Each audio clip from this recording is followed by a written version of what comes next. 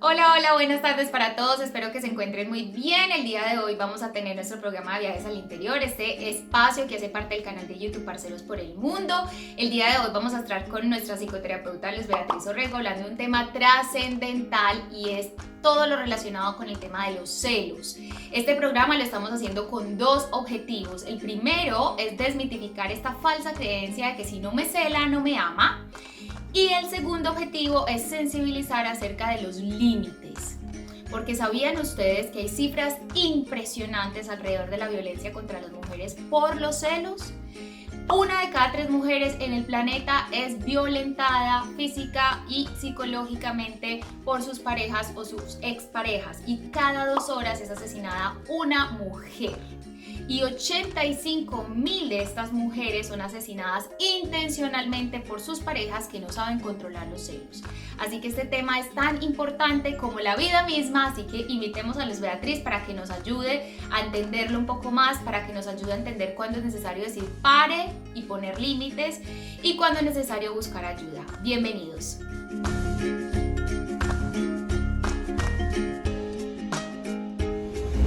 Ahora sí, entonces damos inicio a este programa sobre los celos. Aquí estoy en la intimidad de mi cuarto y le damos la bienvenida a mi mamá, psicoterapeuta Luz Beatriz Orrego.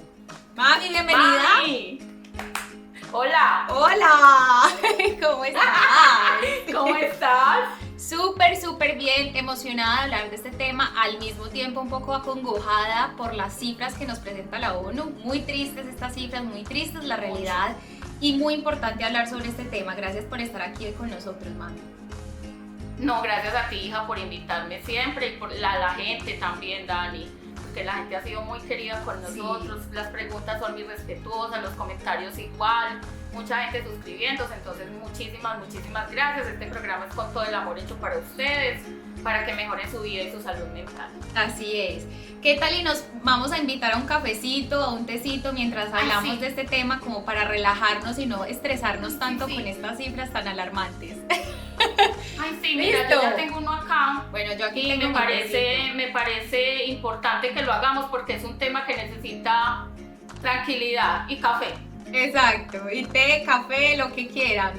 Todos los que nos están viendo vayan por su tecito que vamos a dialogar y a charlar acá sobre este tema tan importante. Y para empezar, ¿qué te parece, mami, iniciar con una reflexión acerca de una cifra que me dejó boquiabierta de la ONU, que nos dice que el 40%, imagínense esto, el 40% de las mujeres que han sido víctimas de violencia por sus parejas o sus exparejas, solo este 40% busca ayuda profesional. ¿Qué pasa con el otro 60%? ¿Cuál es la reflexión que tú nos das sobre este tema?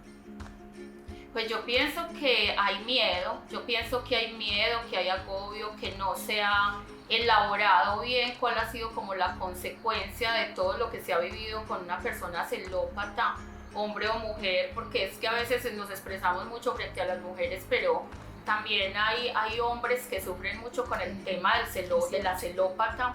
Entonces yo pienso que hay un miedo, cuando hay amenazas la gente no denuncia, la gente no pide ayuda psicológica porque cree que lo va a superar fácil y desafortunadamente lo que termina haciendo es un ciclo vicioso. Deja una pareja maltratante, vuelve a otra pareja maltratante y así sucesivamente. Es una cosa bien complicada. Muy difícil de manejar y casi siempre es un tema bastante privado, ¿no? Se encierra mucho en el campo de la privacidad y no se dialoga y no se habla con otros sobre este tema por vergüenza. Lo que pasa, Dani, es que yo siento que la gente también le da miedo y le da pena haber caído y haber permitido llegar a estos extremos ya enfermos de la celotipia, ¿cierto? Entonces sí. yo de alguna manera sí siento que tiene mucho que ver, sobre todo en estos países de América Latina, con el tema el tema social y el tema cultural, que de alguna manera por masa social casi que siempre nos está diciendo cúrase, escóndase, no diga lo que está sintiendo, qué pena. Entonces yo creo que mira que a veces ni siquiera se le cuenta a la familia. La persona termina, los feminicidios en Colombia, por ejemplo, casi nunca la familia está enterada de lo que está pasando. Es un asunto bastante complejo. Exacto, y para eso es este programa, para hablar sobre esto y sensibilizar sobre este tema de que también es una decisión que a veces tenemos que tomar con ayuda. Ahora me gustaría preguntarte, mami, ¿qué son en realidad los celos y cuáles son las causas de los celos? Bueno, podemos decir que los celos básicamente son una reacción o una respuesta emocional que sentimos cuando nos angustiamos y nos agobiamos porque sentimos como amenaza la pérdida de otra persona que consideramos nuestra, que ahí está el primer grave problema que tenemos en los celos, es considerar que el otro nos pertenece y que es nuestro, cuando el otro realmente está ahí porque le nace y porque quiere, y si no fuera así pues se iría, ¿cierto? Entonces yo creo que básicamente es eso. Frente a las causas, pues yo podría decir que las causas son muchísimas, que hay que sectorizarlas por cada uno de los pacientes, hacer un ejercicio de particularización, pero sí me parece que hay unas que son muy genéricas. Por ejemplo, vámonos a la época de la infancia. Entonces en la infancia casi siempre tenemos carencias afectivas y pérdidas afectivas, ¿cierto? Durante nuestra infancia. ¿Qué más tenemos? Tenemos patrones aprendidos de nuestros abuelos, de nuestras tías, de nuestra mamá o nuestro papá celópata o excesivamente celoso. Entonces aprendemos ese patrón. Lo otro es que no ponemos pautas de crianza, y cuando no podemos poner las pautas de crianza y nos desbordamos en el hijo, en el niño, le damos todo, entonces no le generamos tolerancia a la frustración y terminamos desarrollándole un trastorno de personalidad donde el niño se vuelve narcisista, y al volverse obviamente narcisista se vuelve egocéntrico. Entonces, ¿qué hace? Cree que se alimenta su ego a través del otro, entonces accede al otro permanentemente y lo parasita para él, digamos, alimentar su ego y su narcisismo, porque siempre está concentrado en él y él no pierde, él es el ganador, todo le pertenece, él no está acostumbrado a perder. Entonces, digamos que esas tres cosas durante la infancia. Posteriormente, como en todo el camino de la vida, yo creo que hay una situación muy particular, y es que, Dani, yo creo que satanizamos la soledad. La gente le tiene terror a la soledad. De hecho, mis pacientes, cuando consultan, están siempre angustiados por el tema de la soledad. Y yo le digo, tú ya miraste la soledad a los ojos, tú ya la viste, te retaste a mirarla. Y me dicen, no, es que a mí me da mucho miedo. Pero ojalá la gente entendiera que es que la soledad es muy bonita. La soledad nos hace mirarnos en nuestro propio espejo y nos hace reconocer otras potencialidades de vida, otras habilidades y otras cosas bonitas que tenemos, y nos ayuda a focalizarnos como en otras metas y en otras cosas que no necesariamente en ese momento son una pareja. Pero yo creo que hemos satanizado y magnificado mucho el tema de la soledad. Por otro lado, también hay que reconocer que una persona con celos es una persona con complejo de inferioridad, con baja autoestima, poca autopercepción de sí mismo. Es una persona que tiene mucho miedo al abandono y mucho miedo a la soledad y sufre mucho por eso. Entonces, digamos que esas circunstancias, y vuelvo y repito, yo creo que la más grave es nosotros creer que el otro nos pertenece. Yo creo que en el momento que desmitifiquemos ese tema de que el otro es de nosotros, seguramente vamos a empezar a resolver el asunto. Antes es bastante complejo.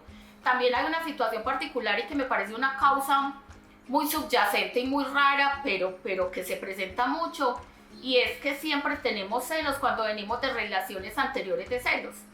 Sí, es como un patrón que se duplica y se duplica y se duplica en el tiempo, ¿no? Sí, es increíble. Normalmente sucede eso.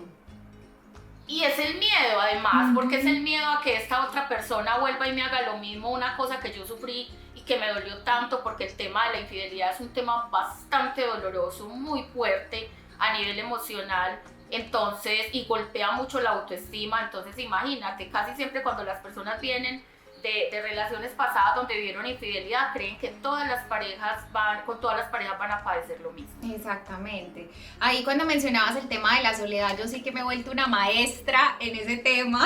Yo creo que todos los que nos hemos ido de nuestras casitas, de nuestros retoños, de nuestros países, nos hemos dado cuenta de que la soledad nos enseña y mucho. Es una gran amiga. La soledad es una cosa bellísima, sí. Es una belleza. Hay que mirarla a los ojos y perderle el miedo, porque de verdad que es una cosa hermosa. Yo creo que es la cosa más hermosa que le puede pasar a un ser humano, estar un tiempo solo y darse cuenta que se ama, que se valora, que focaliza mejor sus metas, que se puede concentrar en otras cosas antes de estar listo como para otra relación, ¿cierto? Exactamente. Madre, ¿qué tipos de celos existen y qué características tienen? Espérame que me cogiste con el café en la boca. Y salud. ¡Ay, salud! Bueno, existen dos tipos de celos, ¿cierto? Unos son celos adaptativos o temporales, que son unos celos muy sanos. Son unos celos que enseguida te voy a decir como las características principales. Y hay unos celos que ya son a otro nivel, que son unos celos agudos, psicopatológicos, enfermos. Nosotros los llamamos en psicología celotipia, pero en psiquiatría se llama trastorno delirante multifactorial, porque el paciente siempre está pensando que lo están engañando y siempre está concentrado solamente en la lealtad o en la infidelidad de su pareja, ¿cierto? Características, bueno, los celos chéveres, los celos adaptativos, temporales o sanos que llaman algunas personas, son esos celitos que son muy románticos, que son muy ocasionales, que no generan distorsión cognitiva en el otro, que no dañan ni destruyen la relación, ¿cierto? No ponen en entredicho la relación. De hecho, uno a veces produce y provoca esos celitos como para darle una chispita chévere a la relación, ¿cierto? Ay, yo pensé que eso era malo. Ay, no, eso es muy divertido y eso se puede hacer para ponerle chispita ahí y un medidor a la relación. Pero entonces cuando uno va a salir que se pone súper lindo y el novio o el esposo le dice, pero tú vas a ir allá así de bonita, pero y esta falda no está como muy altica y esos tacones no están como muy altos, es que te ves muy linda y yo no quiero que te miren, y uno termina eso diciendo, ¿en serio estás celoso? Eso es muy divertido, ¿no, Dani? Pues sí, pero lo que yo pienso es si uno le toca de pronto un celo típico y que eso va creciendo muy chévere cuando se queda solo en el chiste y uno pero como está celoso y él como no, para nada, y ya. No, pero estamos hablando de los celos sanos. Exacto, que son eso es bueno aclararlo. Temporales, que no fraccionan la relación, en los que yo definitivamente no desarticulo ni daño la relación. Esos son celitos chéveres, que son ocasionales, son temporales, y basta con que uno le diga al novio o a la novia, ay no, a mí no me interesa a nadie, yo solamente tengo ojos para ti, y pare de contar, eso es demasiado divertido. No vamos a decir mentiras. Eso es verdad. Muy divertido. Sí, eso es verdad. Pero yo pensé que no era correcta, pero entonces ahí me doy el gustico de hacerlo de vez en cuando.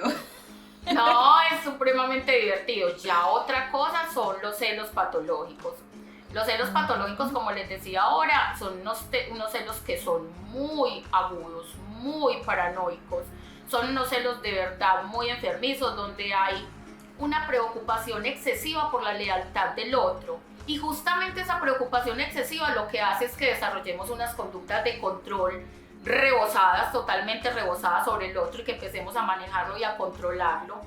Porque además el celópata, así se llama la persona que sufre este trastorno, el celópata normalmente empieza a desarrollar y a dejar desbordar sus emociones primarias. Entonces se vuelve muy temeroso, muy agresivo, siempre está enojado, se le baja demasiado la autoestima, siempre está en la defensiva, se vuelve hipervigilante, muy hipervigilante.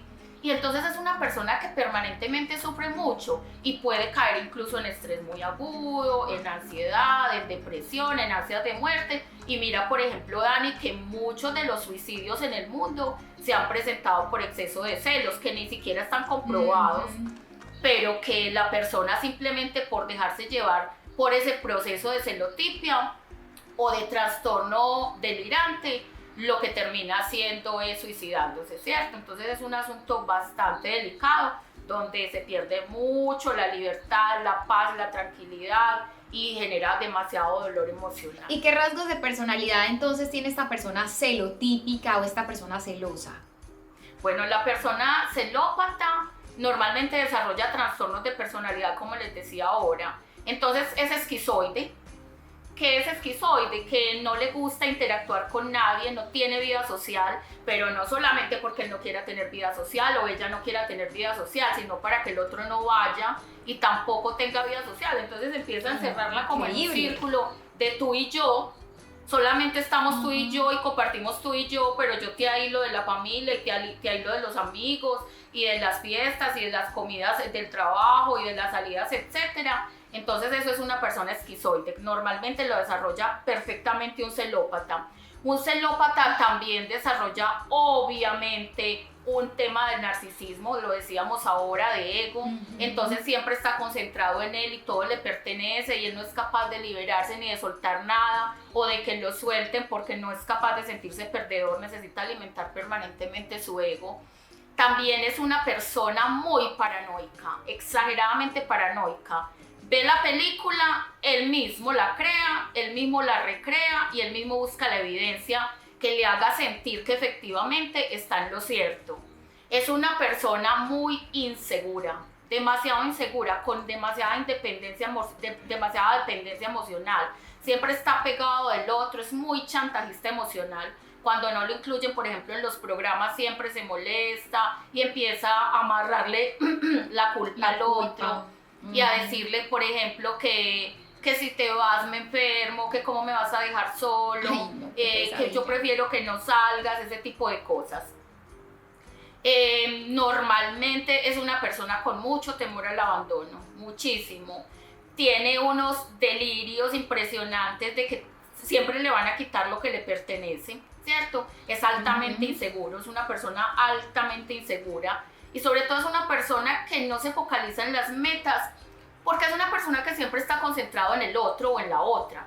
Entonces se desdibuja de él mismo para poderse concentrar en la vigilancia, en la hipervigilancia que tiene que tener en el otro y eso es un asunto bastante complejo, ¿cierto?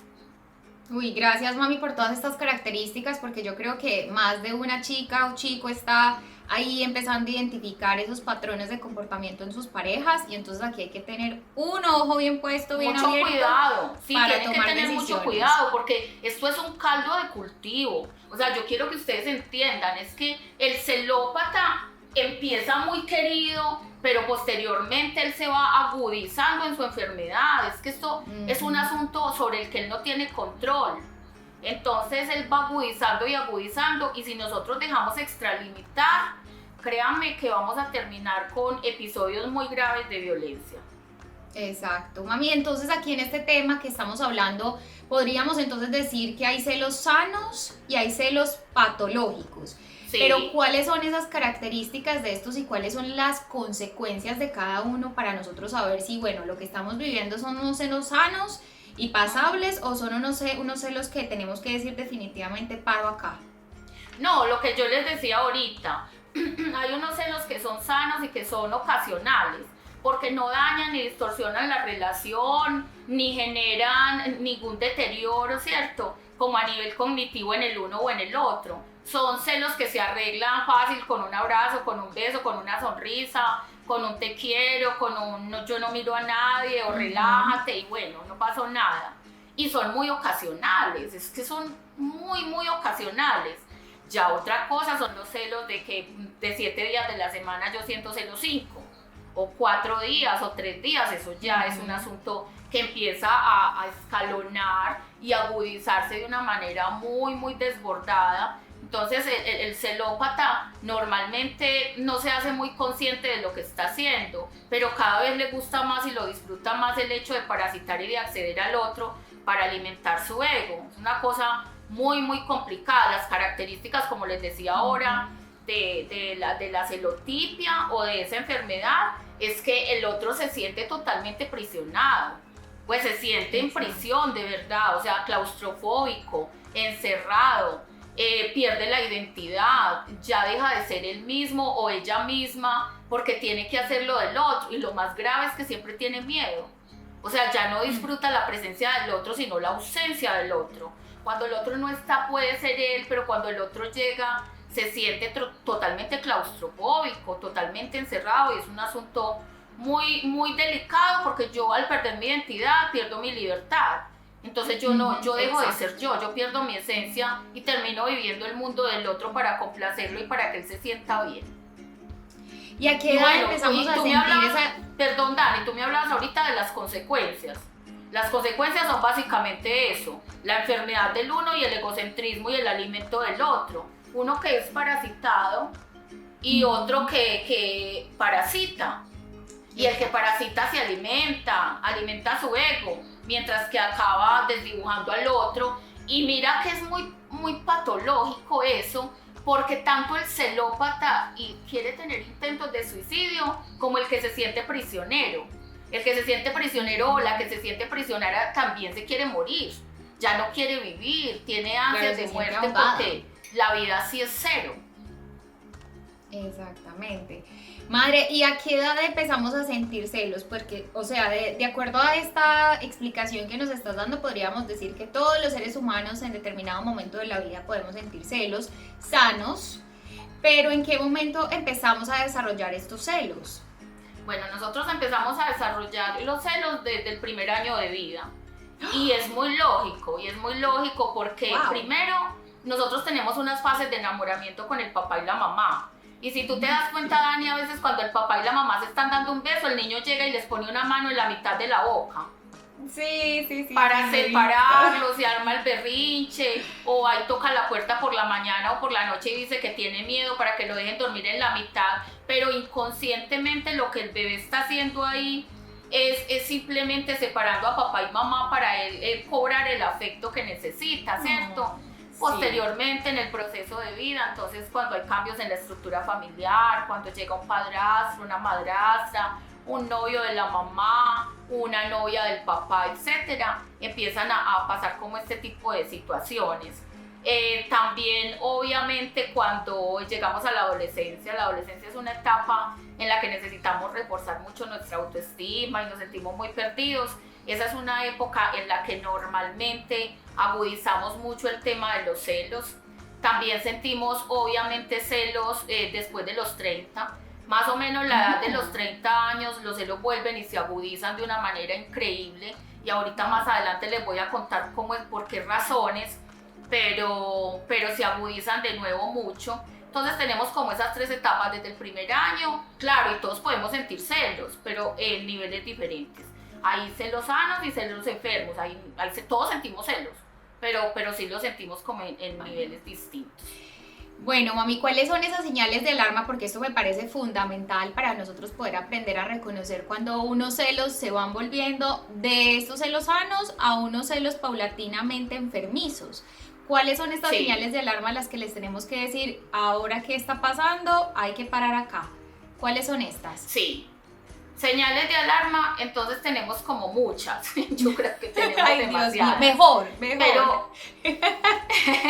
Pero yo creo que es importante también que entendamos que el solo hecho de que a nosotros nos metan en la ecuación desconfianza versus sospecha igual conductas de control, ya estamos perdiendo. Es decir, cuando nos empiezan a controlar, entonces nos empiezan a revisar cómo nos peinamos, qué nos ponemos, qué no nos debemos poner según la otra parte de la pareja. Entonces casi siempre nos está controlando las salidas, va por nosotros al trabajo, por ejemplo, por muy lejos que le quede, nos hace más de 5, 6, 10 llamadas al día, nos hace preguntas recurrentes, se vuelve detectivesco, no en vano tengo acá esta imagen que me encanta.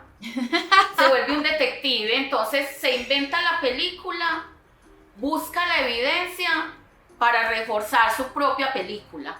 Entonces casi siempre está buscando información, está hipervigilante, lo que hace es invadir los espacios privados del otro. ¿Cuáles espacios privados? El cajón de la ropa interior, la billetera, el celular, las redes sociales.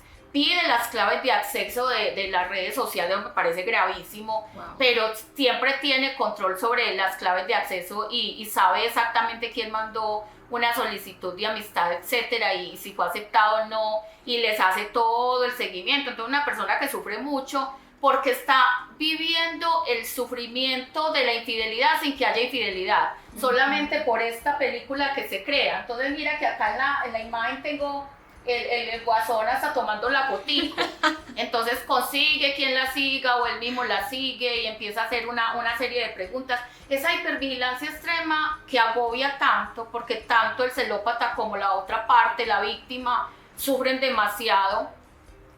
Digamos que son como las señales de alarma más grandes que existen. Además que pasan muchas cosas, Dani, porque es una persona que poco a poco y de una manera, digamos, muy sutil, empieza a controlar y a mediar la vida del otro hasta que a lo último tiene esa vida en sus manos. Ya la persona se peina como él quiere, se viste como él quiere, hace lo que él quiere, no estudia porque él no quiere, no trabaja o porque ella no quiere, pues porque acá el celópata es hombre o mujer, ¿cierto? Exacto. Entonces porque él o ella ya no desea estudiar, pero entonces allá hay muchos hombres, etcétera. Y poco a poco va moviendo el control hasta que termina conduciéndole la vida al otro. Ay, chicas y chicos, pilas con esto.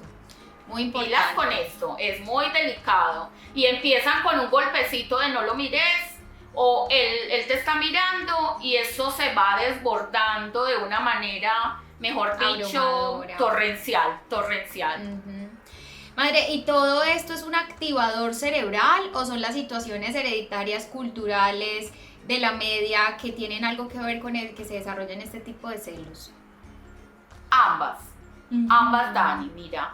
Por un lado, como les decía ahorita, los patrones aprendidos durante la infancia que hacen que nosotros repitamos el modelo, ¿cierto? Sí. Por otro lado, también hay que decirlo, es cierto que hay una parte de nuestro cerebro que es nuestro cerebro, digamos, el reptiliano, el primitivo, el necio, yo lo llamo el necio, que no nos deja en paz casi nunca. Ese tipo de cerebro, espérame porque me quería tomar un sorbito de café, me perdonen. Salud. Ese tipo de cerebro está diseñado para garantizarnos la supervivencia, no para garantizarnos la felicidad. Al reptiliano no le importa que seamos o no felices, le interesa que no pase nada, que nada cambie porque a él no le gustan los cambios. Entonces, como a él no le gustan los cambios, cuando usted empieza a sentir el estrés de la infidelidad, de la desconfianza, etcétera, entonces él empieza a enviarnos señales de peligro y a decir que algo va a cambiar. Y eso hace que se convierta en un disparador impresionante de cortisol, de adrenalina, que nos empiece a generar estrés y ansiedad, depresión y demás, ¿cierto? Uh-huh. Entonces el reptiliano también tiene mucho que ver ahí. Desafortunadamente es un acto inconsciente. O sea, nosotros sentimos que algo nos está pasando, pero hasta que no nos tratemos, pues no lo vamos a poder controlar. Exacto. ¿Y hasta qué punto son tolerables entonces estos celos que hablábamos ahora? O sea, yo creo que llega un límite en el que uno dice, hasta aquí llego, no aguanto más, aquí paro. ¿Cuándo debería ser ese límite? Yo creo que ese límite empieza en el momento que yo ya no soy yo. Yo ya no soy yo. Yo soy una persona hecha por otro, como un pedazo de arcilla moldeado o un pedazo de barro moldeado por otro. Exacto. Pero dejé de ser yo, ya no escucho mi música, ya no salgo con mis amigos, ya casi no visito a mi familia, me siento prisionera, me siento atrapada, me siento claustrofóbica. En ese momento yo creo que hay que poner un freno, hombres y mujeres. Yo a veces me refiero mucho a los hombres y en ocasiones mucho a las mujeres, pero esto es para hombres y mujeres, por igual. Entonces, en ese momento que yo dejo de ser yo, a la primera señal, desde todas las que les dije, a la primera señal rarita hablemos, pongamos la línea amarilla. ¿Se acuerdan que en un programa les hablaba de la línea amarilla y la línea roja? Sí, sí. Como sí. si esto fuera un semáforo. Exacto. Entonces, en la línea verde todo está QAP, en la línea amarilla hay una alerta. En esa alerta hablemos, digámosle al otro, vení, ¿no te parece que te está yendo la mano? Estás muy celoso, vení, yo estoy con vos porque quiero, no estoy obligada, no te pertenezco, etc. Dejémoslo claro con comunicación asertiva.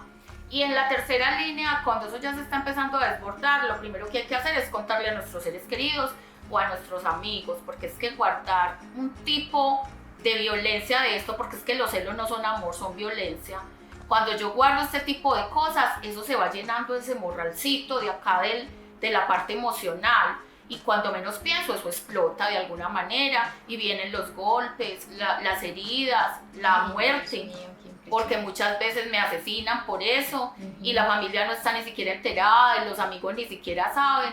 Entonces es muy importante que le contemos a la familia cuál es la situación que está pasando y no a toda la familia, a la persona de la familia a la que le tengamos confianza, a la mamá, a la tía, a la prima o al mejor amigo. Pero contémosle a alguien que por lo menos haya la evidencia y que ellos nos puedan ayudar cuando quizás esto se desborde, aunque de corazón les digo, no dejemos que esto se desborde, esto es algo que hay que controlar desde el principio, porque es que el celópata es una persona enferma, no es una persona sana, es una persona que está enferma y que necesita tratamiento y él no va a cambiar de la noche a la mañana y nosotros no somos, perdónenme la expresión, nosotros no estamos para recuperar a nadie, ni somos rescatadores ni los salvadores de absolutamente nadie, cada uno es responsable de su propia vida, entonces nosotros no tenemos por qué caer en ese pozo.